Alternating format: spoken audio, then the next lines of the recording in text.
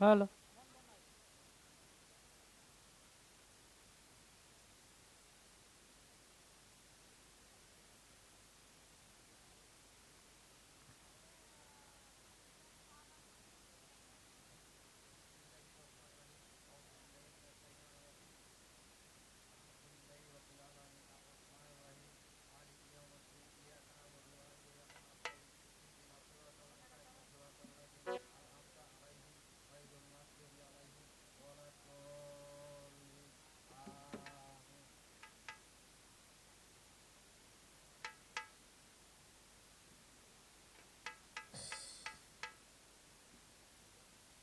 Hello. Hello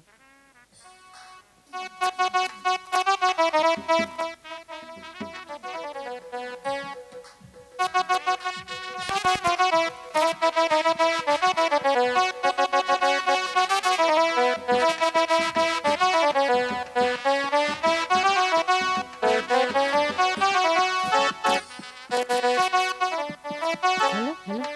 আমাদের দেশটা স্বপ্নপুরি সাথী মোদের ফুলপুরি ফুলপুরি লাল পুরি সাদা পুরি পুরি সবার সাথে ভাগ করি সবার সাথে ভাগ করি আমাদের দেশটা স্বপ্নপুরি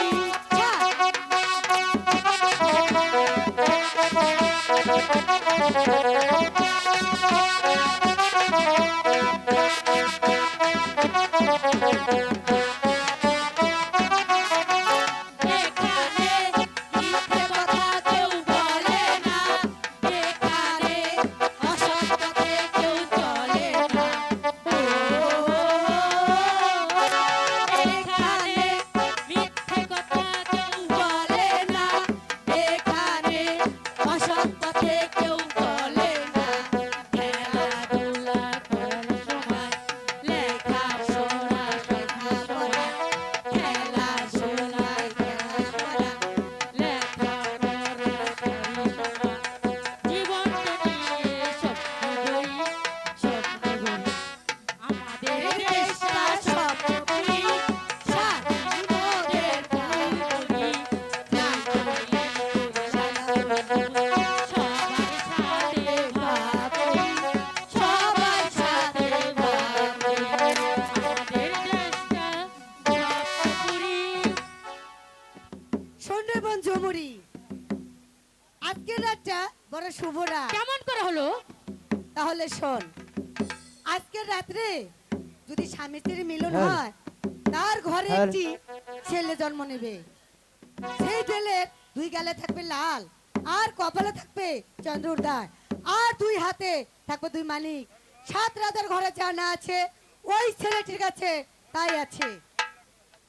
অনেক দেরি হয়ে এলো, চলো আমরা এখন গৃহে ফিরে যাই। হ্যাঁ, তাই চলো।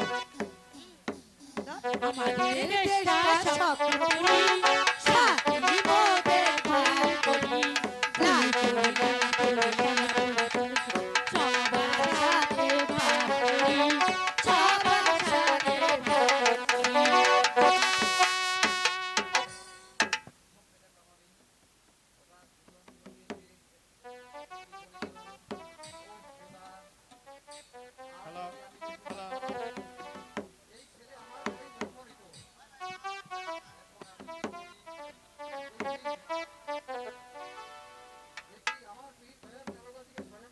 হ্যালো।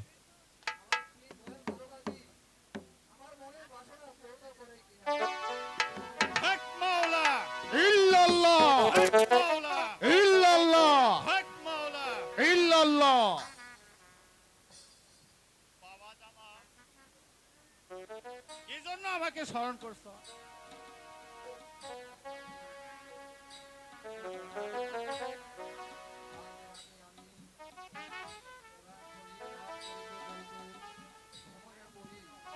Hello hello hello.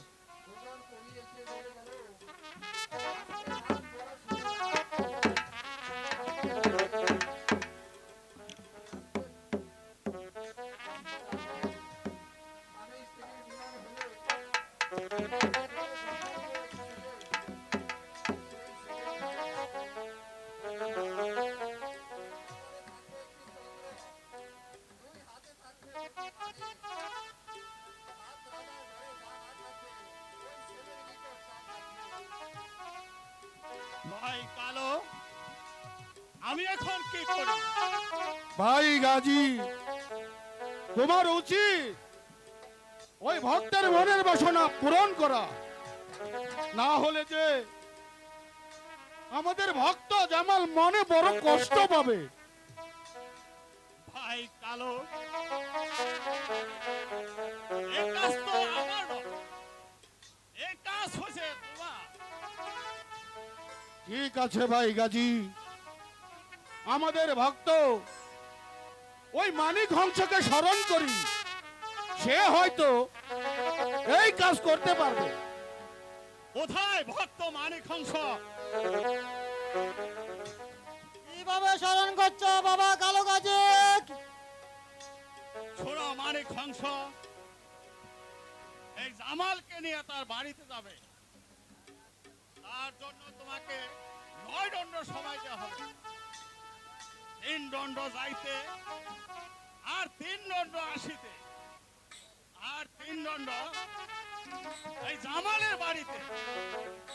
এই 9 দণ্ড সময়ে একটু ব্যতিক্রম হলে আমার অভিশাপে পুরে বর্ষ হয়ে যাবে। চলো ভাই চলো, হ্যাঁ ভাই গাজী, এখন আমরা আসি। চলো ভাই গাজী। হক মাওলা, ইল্লাল্লাহ হক মাওলা, ইল্লাল্লাহ হক মাওলা। ইল্লাল্লাহ। ভাই জামাল, তুমি তা শুনেছ দয়াল কালো গাজী কি বলে গেল? মাত্র 9 দণ্ড সময় দিয়ে গেল। 3 দণ্ড যাইতে, আর 3 দণ্ড আসতে, আর 3 দণ্ড বাড়িতে থাকতে পারবে। আমি তোমার চক্ষু বেঁধে দিচ্ছি।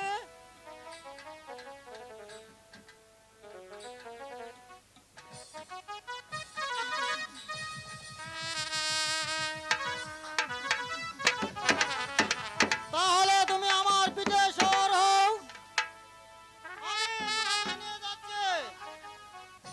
তাই চলো ভাই হংস। তাই চলো।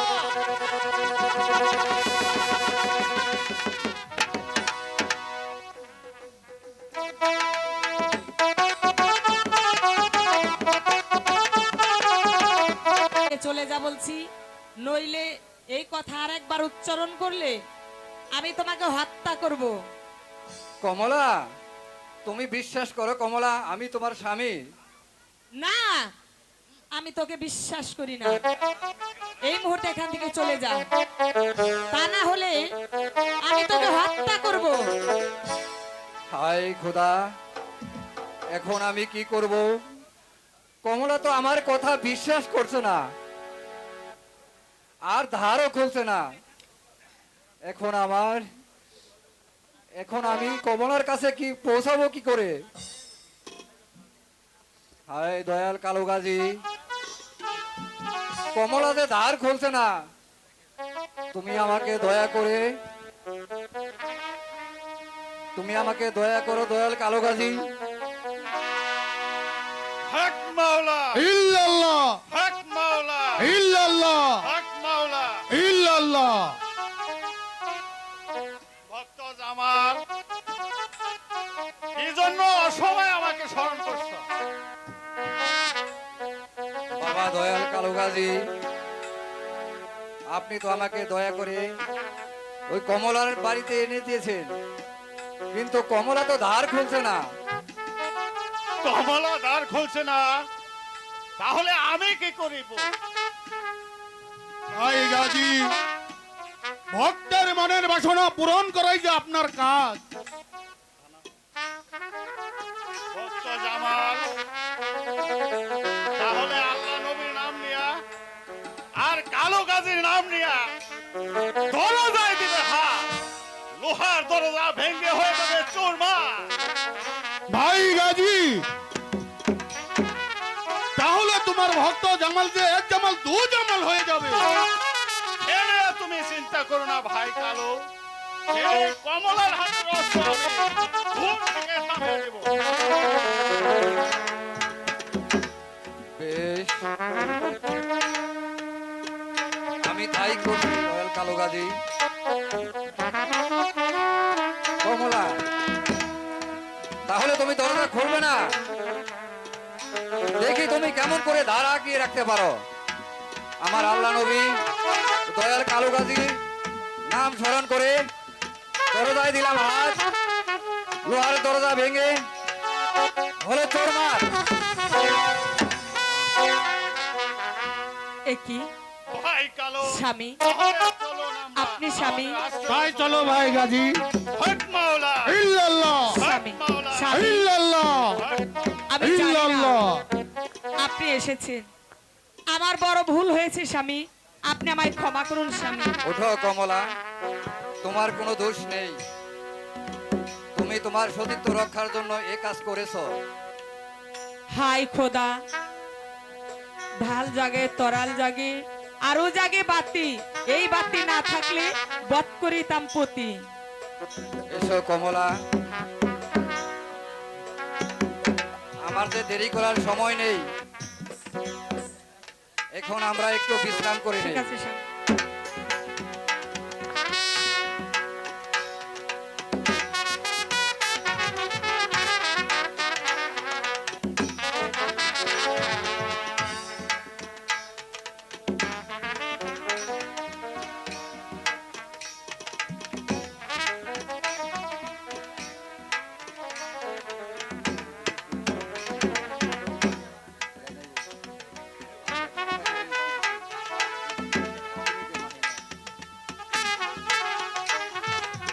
জামাল, তোমার প্রিয়ের কথা কি মনে আছে?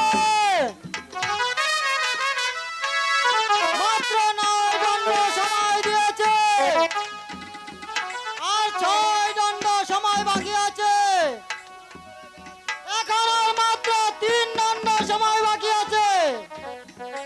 তাড়াতাড়ি ফিরে এসো। যদি তোমার প্রিয়ের কথা অমান্য করো, তবে পুরো বম্ব হয়ে যাবে। কমলা, উঠো কমলা।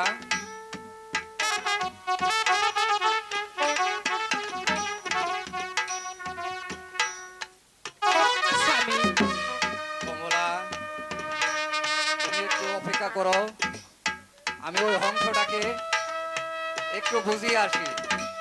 স্বামী, আজ যে আপনি ঘরের দরজা ভেঙে এই ঘরে প্রবেশ করেছেন, এ কথা হয়তো আপনি জানে না। তাই তো আমার একটি অনুরোধ, আপনি যাবার সময় দয়া করে আপনি জানের কাছে বলেই যাবেন, নইলে ভবিষ্যতে আমার বিপদ হতে পারে। কমলা, আমি অবশ্যই যাওয়ার আগে আমি আমার আম্মিজানের সাথে দেখা করে যাব। তুমি নিশ্চিত থাকো কমলা, তুমি একটু অপেক্ষা করো, আমি ওই হংস পাখিটাকে বলে এক্ষুনি ফিরে আসবো। ঠিক আছে স্বামী। জামাল, তবে তাড়াতাড়ি তুমি আমার পিঠে সওয়ার হও। Hello hello. স্বামী কমলা, তুমি কোনো চিন্তা করো না কমলা, আমি যাবার সময় অবশ্যই মায়ের সঙ্গে দেখা করে যাব। হ্যাঁ স্বামী, আপনি আম্মাজানের কাছে বলি তারপরে চলে যাবেন। ভাই জামাল, আর মাত্র 3 দণ্ড সময় বাকি আছে। তুমি জলদি করে আমার পৃষ্ঠে সওয়ার হও। দেরি হয়ে গেলে আমাদের বড় বিপদ হবে। হ্যাঁ ভাই মানিক হংস, আমি তাই করছি।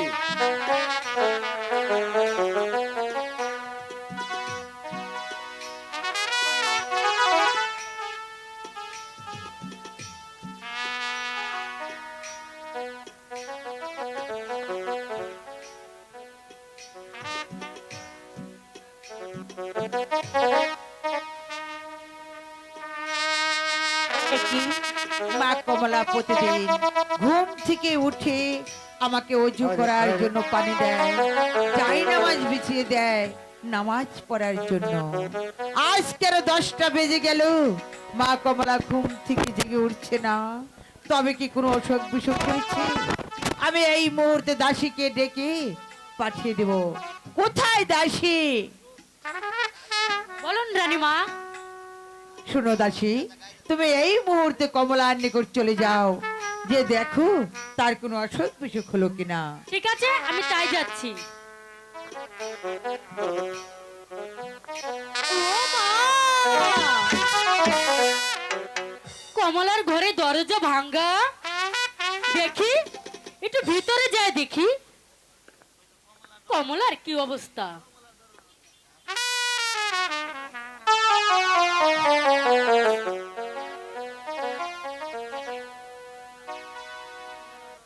ও মা! খাট ছেড়ে, পালঙ্ক ছেড়ে নিচেতে শুয়ে আছে, চুল এলোমেলো। না, ব্যাপারটা তো সুবিধা হচ্ছে না।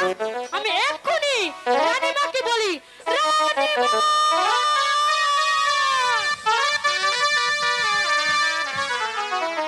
দাসীকে পাঠিয়েছি, এখনো দাসী ফিরে এলো না, তবে কি সত্যি তার কোনো অসুখ বিসুখ করেছে? রানীমা! কি হয়েছে দাসী? রানীমা, আমার যে বলছে খুব, কি হয়েছে আমার কাছে খুলে বলো তুমি। আমার যে ডর লাগছে। ভয় লাগছে? হ্যাঁ। নির্ভয়ে বলো।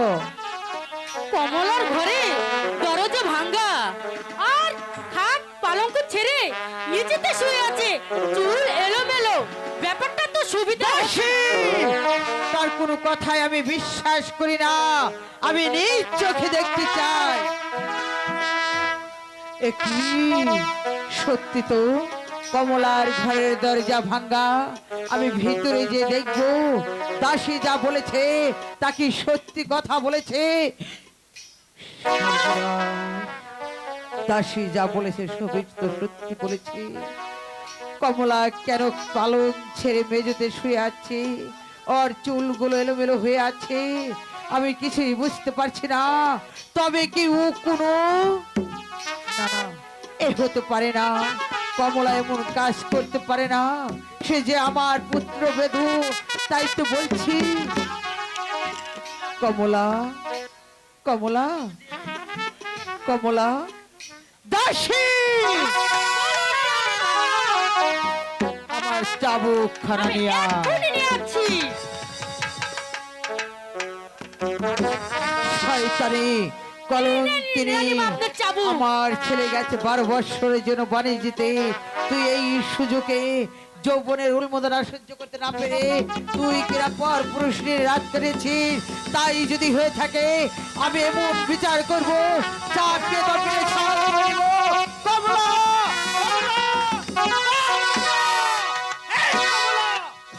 কমলা!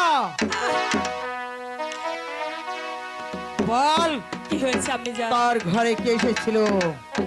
আপনি যান আমার ঘরে, আমার ঘরে আপনার ছেলে এসেছিল। আপনি যান। কি বললি?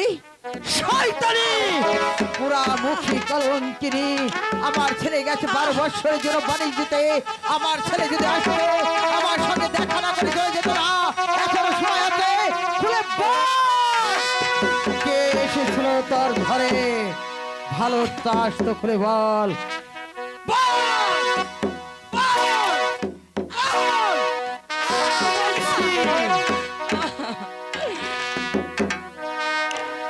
বলবি না? বলবি আমি না? সত্যি কথাই বলছি। আপনি যান। বল সত্যি কথা কোনটা, আমার কাছে খুলে বল। আমার ঘরে আপনার ছেলে এসেছিল। এই শয়তানি! আমার ছেলে এসেছিল তোর ঘরে, আবারও মিথ্যে কথা বলছিস। এই এই কলঙ্কিনী, এখনো সময় আছে, সত্যি কথা বল। বল! বল বলছি, কে এসেছিল তোর ঘরে? मेरो नामे रोना गो দাসী, সরে যা। मेरो नाया मारे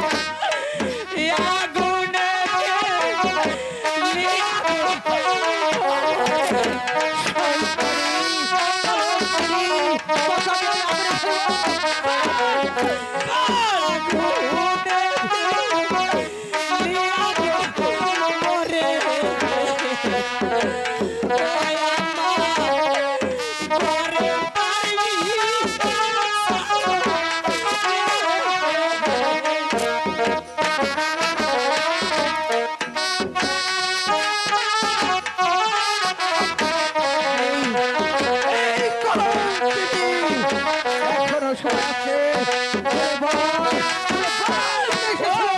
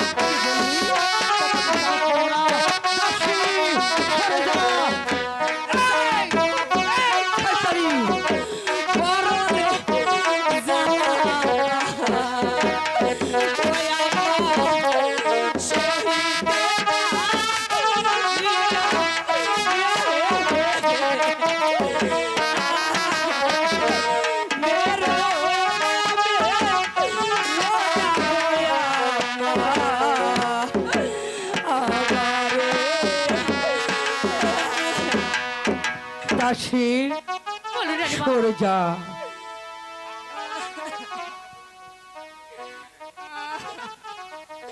এই এই কমলা, কমলা মা, লক্ষ্মী মেয়ে আমার, আপনি যান। উঠে তোকে আমি অনেক মেরেছি, দুঃখ করিস না। শুধু একটিবার তুই আমার কাছে খুলে বল, তোর ঘরে কি এসেছিল? তুই তো জানিস না, আমার একমাত্র পুত্র জামাল বাদশাহ যখন বাণিজ্যতে যায়, আমি তাকে কথা দিয়েছি তোকে আমি নিজের সন্তানের মতো করে লালন পালন করব। তাই তো আমি বলছি মা, তুই সত্যি কথা মার কাছে খুলে বল, বল না কে এসেছিল তোর ঘরে? আপনি যান, বল।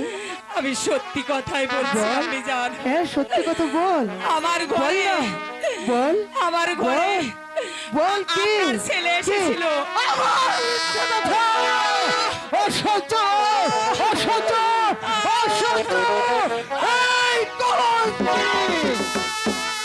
শয়তানি পোড়ামুখী, আপনার তোকে যদি এত করে বিশ্বাস না জিজ্ঞাসা হয়, করলো তাও তুই সত্যি কথা বলবি না।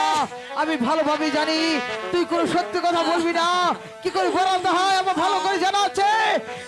এই তোকে আমি গলা টিপে মেরে ফেলবো। বল, বল। এই শয়তানি, এখনো সময় আছে, সত্যি কথা বলি রে। যত অপরাধ করিস না কেন আমি তাকে ক্ষমা করে দেব। আপনি যান, আমি সত্যি কথাই বলছি। আপনি যান। আমার ঘরে, আমার ঘরে যে আপনার ছেলে এসেছে। আবার মিথ্যে কথা বললি। না আপনি যান।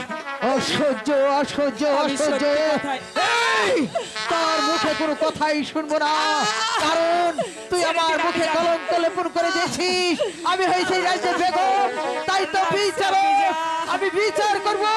পুত্র বলবো, ক্ষমা করবো না। শয়তান! ওকে আমি এমন বিচার করব যা দেখে আমার রাজ্যের প্রজাগণ শহরে কেঁপে উঠে। তোর বিচার আমার আদালতে একমাত্র প্রাণদণ্ড। এই কাছিস, ঘাতককে পাঠিয়ে দে। শুয়েছিলাম নিদ্রাগারে, হঠাৎ করে দরবার থেকে ডাক করেছে। জানি না কার মায়ের শিশুর সাথে মুছে দিতে হবে, জানি না কার মায়ের শিশুকে আমি আস্তে আস্তে হত্যা করব। গোলামের গোলাম, বান্দার সালাম, শাহিদ দরবারে পৌঁছা। বান্দা হাজির বেগম আম্মা। শুনো ঘাতক, এই মুহূর্তে এই শয়তানিকে চিহ্নিত করে নিয়ে ওকে হত্যা করবে তুমি। বেগম আম্মা, আমি একটিবার কি জানতে পারি আমার বোনে কমলা একই অপরাধে করেছে?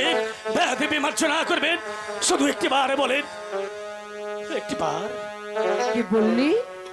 তুই হয়েছিস আমার বেতনভুক্ত কর্মচারী, আমি তোর মনিব। আমি তোকে আদেশ করেছি, আদেশ পালন কর। নিয়ে যা কলঙ্কিনীকে। বেগম আম্মা, আমার বোন একই অপরাধে করেছে, তাকে লোহার শৃঙ্খলিত করে নিয়ে যেতে হবে ওই বনবাসে। তাই তো আপনি আমাকে বললেন না বেগম কি অপরাধ করেছে কমলা? আমি একটিবার শুধু জানতে চাই। তবে শোন, ও কোথায় কি করেছে জানিস? আমার একমাত্র পুত্র জামাল বাদশা গেছে 12 বৎসরের জন্য বাণিজ্যতে। এই সুযোগে এই শয়তানি কলঙ্কিনী পুরামুখী ও যৌবনের উন্মোদনা সহ্য করতে না পেরে পরপুরুষ নিরাজ দিয়েছে। আপনি মার্জনা করবেন বেগম আম্মা। আকাশে বাতাসে বিশ্বাস করতে পারে, চিরলতা বিশ্বাস করতে পারে, 18,000 মাত্রা বিশ্বাস করতে পারে। আমি জন্ম নিয়েছি ঘাতক করে, তাই তো আমি কখনো বিশ্বাস করি না আমার বোনে কমলা কি জঘন্য কাজ করেছে। অসহ্য! বুঝতে পেরেছি তুই আমার কথা শুনবি না। কি করে শোনাতে হয় আমার ভালো করে জানা আছে। বল তুই আমার আদেশ পালন করবি কিনা?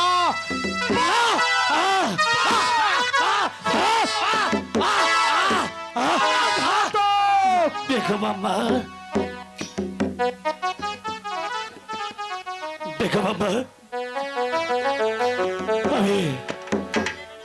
আমি এই দরবারে আর চাকরি করব না।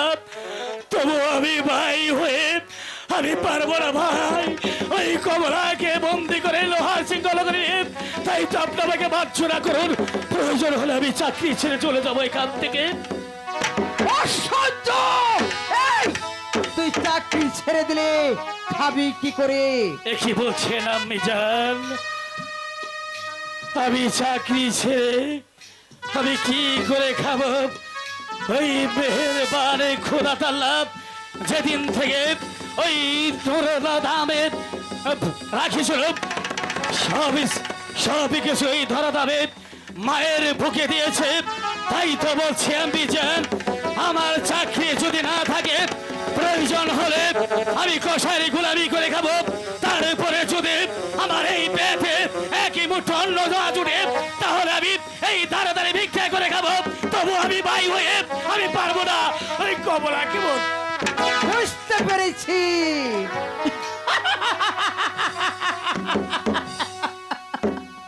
সোজা আঙুলিতে ঘি উঠে না, তাই তো আঙুলিটা বাঁকা করতে হবে। এই তোর পরিবার আছে?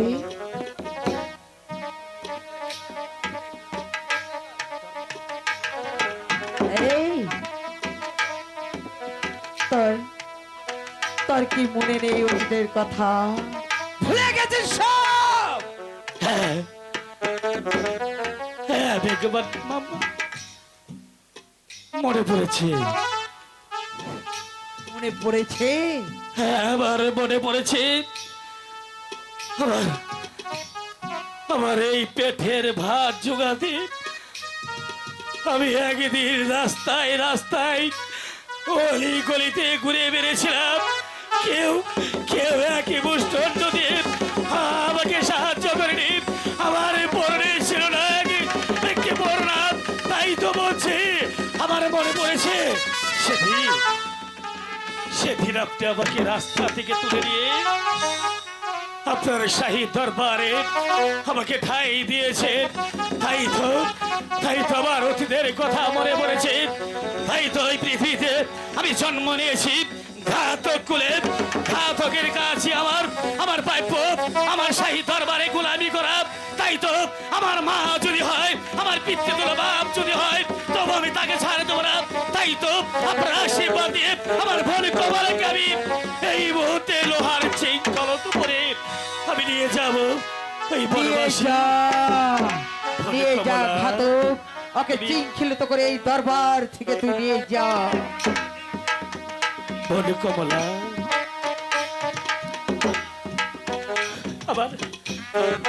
আমার কোনো দোষ নেই বোন কমলা। আমি যে হুকুমের গোলাম, তাই তো আমি বিচারের আদেশ নিয়ে আমি তোমাকে শৃঙ্খলিত করি আমি নিয়ে যাচ্ছি বনবাসী। আমার বেদবি মাফ করে দিবেন।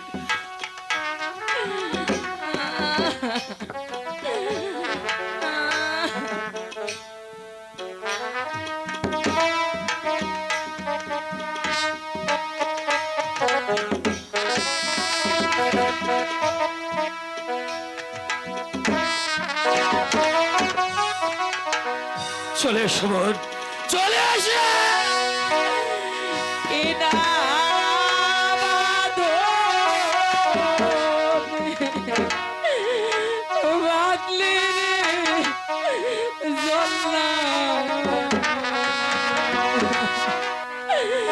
ওরে জল্লা বান্ধরে বারো জ্বালা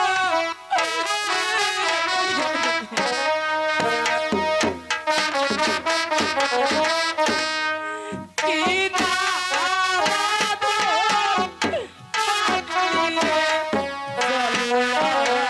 বোন কমলা,